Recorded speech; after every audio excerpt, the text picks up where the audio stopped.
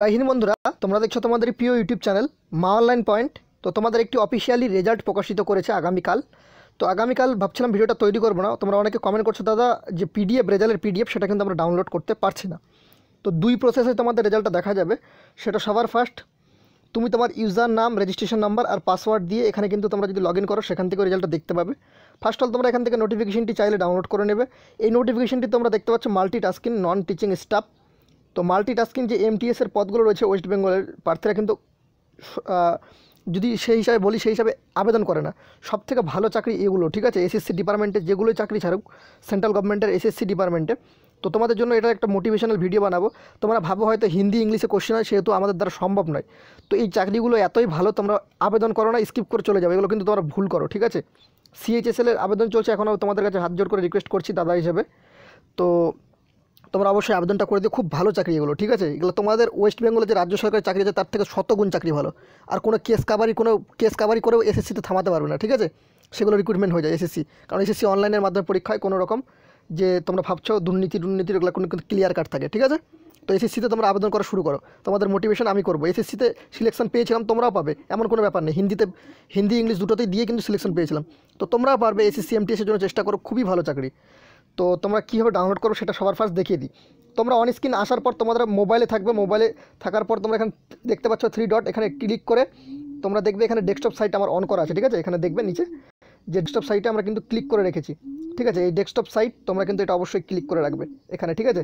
Desktop site click করার পর তোমরা দেখবে আমরা যেভাবে খুলছি সেভাবে কিন্তু খুলবে তোমাদের সামনে, ওকে। তারপর তোমরা এখানে একটা রেজাল্ট দেখতে পাচ্ছ, রেজাল্টের একটা গোল টিক মার্ক, এই রেজাল্ট অপশনে ক্লিক করবে। রেজাল্ট অপশনে ক্লিক করার পর তোমাদের কীরকম দেখাবে সেটা তোমাদের দেখিয়ে দিচ্ছি।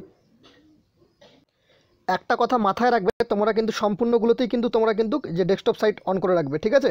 এখানে অন করে রাখার পর তোমরা রেজাল্ট অপশনে খোলার পর তোমাদের এখানে সিজিএল এর রেজাল্টটা দেখাবে, সিজিএল এর পুরাতন রেজাল্টটা। তোমরা এখানে আদার্স বলে অপশনটা ক্লিক করে নেবে। তোমরা দেখতে পাচ্ছ ভিডিওতে দেখিয়ে দিচ্ছি। আদার্স বলে ক্লিক করার পর এখানে তোমরা দেখতে পাচ্ছ মাল্টিটাস্কিং স্টাফ নন টিচিং, আগামীকাল 4/3/2022 রেজাল্টটা কিন্তু তোমাদের রেজাল্টটা এখানে, আর নোটিশটা কিন্তু এখানে রয়েছে, ঠিক আছে। রেজাল্টটা ডাউনলোড করে নেবে, 5 MBর উপর রেজাল্টটা, তো ডাউনলোড করে নেবে। তো চলো রেজাল্টে কীভাবে সার্চ করবে সেটাও তোমাদের দেখিয়ে দিই। সেই ইউজ করে নাও মা 10 upcoming batch course test series কী রয়েছে। WBCS মেনের জন্য 2021-এর জন্য ব্যাচ শুরু হয়ে গেছে 2 মাসের জন্য।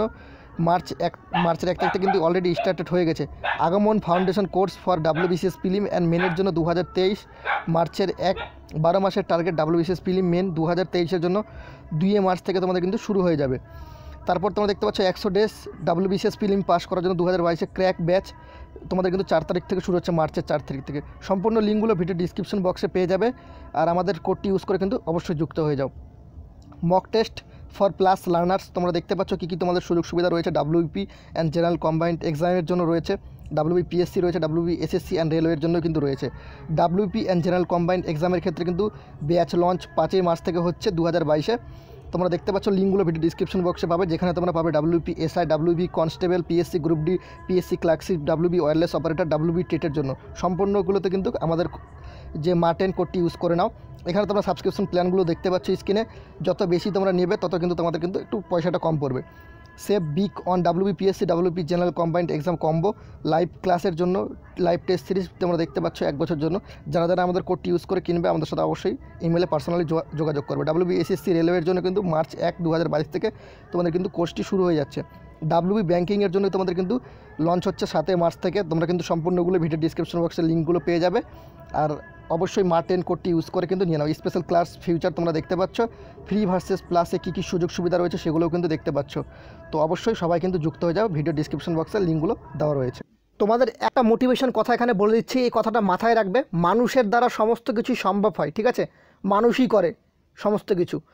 তো তোমাদের এখানে 2টো পেপার রয়েছে বলে আমি পারবো না এরকম মনোভাবনা থাকলে তোমাকে চাকরি করতে হবে না, সোজাসুজি কথা বলে দিচ্ছি, ঠিক আছে। WB কনস্টেবল এর থেকে কঠিন না, তোমাকে আমি বুঝাবো কঠিন কি না। প্রিলিমিনারি পরীক্ষা দিচ্ছ তো, প্রিলিমিনারি পরীক্ষায় পাস করার পর কী করছো, ফিজিক্যাল মেজারমেন্ট টেস্ট, ফিজিক্যালে কিন্তু অনেকজন ফেল করে, করলো কি না। 2য় নম্বর ধাপ গেল।